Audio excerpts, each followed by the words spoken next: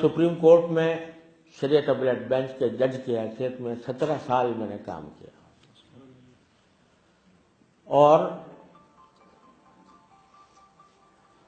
شاید اتنے طویل عرصے شاید کوئی شخص سپریم کورٹ میں نہ رہا ہو جتنا میں نے وقت وہاں گزارا.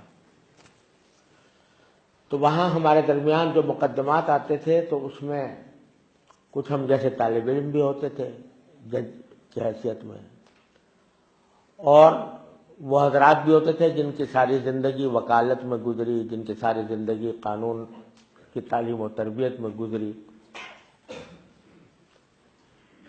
اتفاق سے ہمارا کام ایسا تھا کہ جو مروجہ قوانین ہیں ان کا جائزہ لینا ہوتا تھا اور اس کی ایک ایک شق کو گہری نظر سے دیکھنا ہوتا تھا. تو جو کچھ میں بحثیت طالب علم کے ہم نے اپنے مدرسوں میں پڑھا اس کی وجہ سے بات ذرا جلدی سمجھ میں آ جاتی تھی قانون کی، اور بعض حضرات کو کچھ دیر لگتی تھی. تو اس وقت جو چیف جسٹس تھے انہوں نے ہماری ایک مجلس بیٹھی ہوئی تھی جس میں جج صاحبان جو یعنی معروف جج صاحبان ہیں وہ بھی تھے، میں بھی تھا. کسی قانون کی تشریح پر گفتگو ہو رہی تھی تو میں نے اپنی کچھ رائے ظاہر کی کہ اس کی تشریح در حقیقت یوں ہے. تو اس پر چیف جسٹس نے کہا کہ یہ مجھے حیرت ہوتی ہے کہ انہوں نے کبھی ساری زندگی وکالت نہیں کی لیکن یہ قانون کی بات بہت تیزی سے پکڑتے ہیں. تو ایک دوسرے جج صاحب وہاں موجود تھے، انہوں نے کہا کہ ہاں انہوں نے LLB کیا تھا اور سیکنڈ پوزیشن کے ساتھ کیا تھا.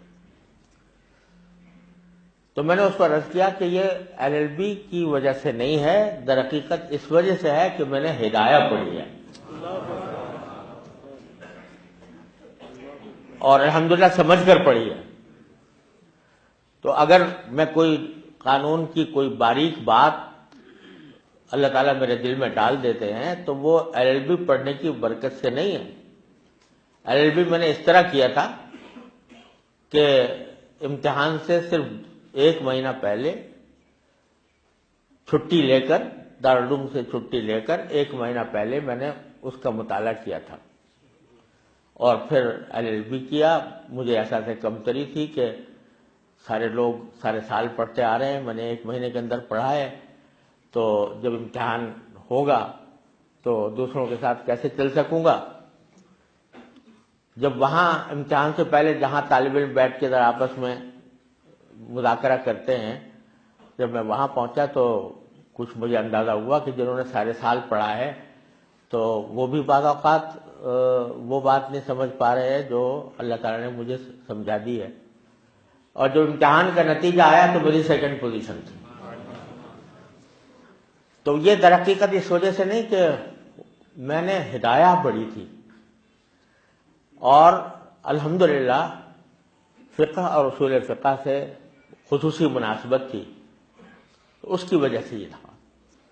آج جب میں اس کا مقابلہ کرتا تھا اپنے اصول فقہ کا، وہاں کے جس کو انٹرپریٹیشن آف اسٹیچوٹ کہا جاتا ہے، تو انٹرپریٹیشن آف اسٹیچوٹ جو ہے وہ ہماری اصول فقہ کے مقابلے میں بچوں کا کھیل معلوم ہوتا تھا.